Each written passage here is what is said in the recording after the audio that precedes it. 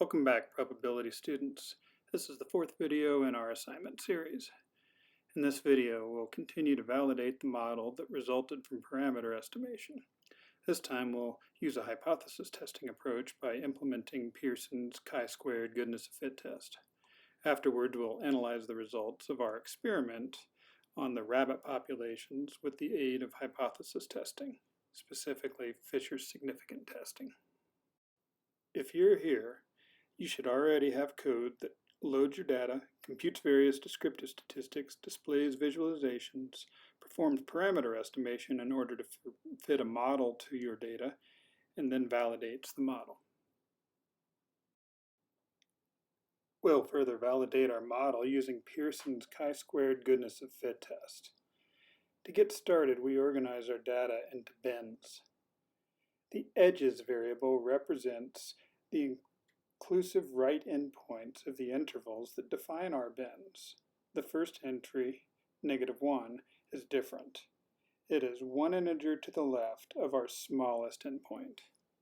The vector O contains the frequencies of data points falling into each of our chosen bins.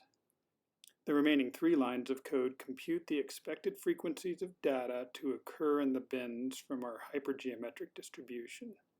This assumes a data set of 40 points. You might wonder how to set up the edges and bins. The short answer is that it's a little subjective, but here's what I did. In the design of Pearson's goodness of fit test, it stated that each bin for comparison must have at least 5 observations or data points. I applied MATLAB's tabulate command to my data set at the command line in order to obtain the frequency table you're seeing now. Using this table, I can see that there are 7 observations in the intervals 0 through 6, 6 observations in the intervals 7 through 8, 7 observations in the interval 9 through 9, and so on. This is how I chose the locations of my edges and the values of frequencies to put into the observations vector or the O vector. With my expected and observed frequencies, E and O, in place, I computed the chi-squared test statistic by summing the squares of the differences of these values over the expected values.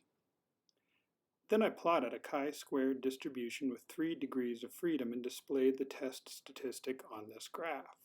I chose 3 degrees of freedom because 6 bins of comparison implied 5 independent observations. Then I decreased this by 2 to correspond to my 2 estimated parameters. This resulted in 3 degrees of freedom. When MATLAB displays the graph of the chi-squared distribution, we can see that the value of the test statistic falls well within the meat of the distribution. This suggests a good fit. In order to formally test that fit, I compute the probability of observing a chi-squared test statistic at least as large as the one I computed if the model is poor. The value this computes is just over 20%. This is not small enough to reject the null hypothesis that my model describes my data adequately. So this result is one more argument in favor of validating the model.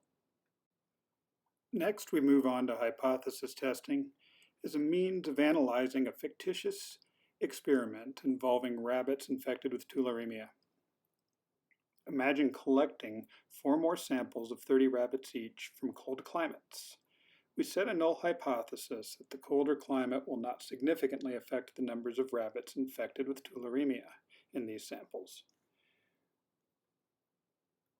We count the number of infected rabbits and place these values in a new data set. This was stored in a new variable called experimental data that was loaded at the beginning of our program. I compute p-values that test for both a significant increase and a significant decrease for each of the 4 values in the experimental data set. These are called the exact tests. Then I compute the mean and sample standard deviation of the experimental data in order to compute a t-statistic that compares the experimental mean to the theoretical mean of my hypergeometric distribution.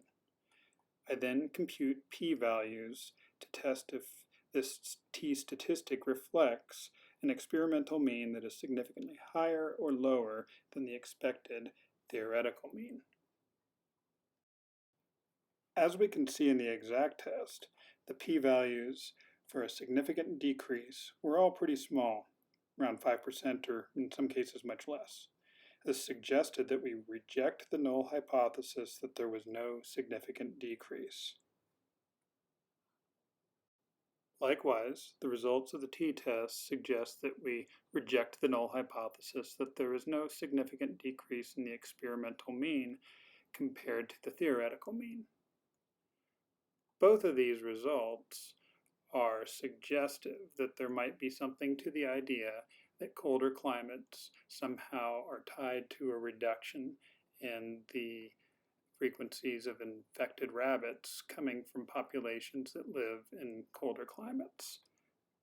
But more repetition and replication should probably be conducted before getting too serious about making claims like that.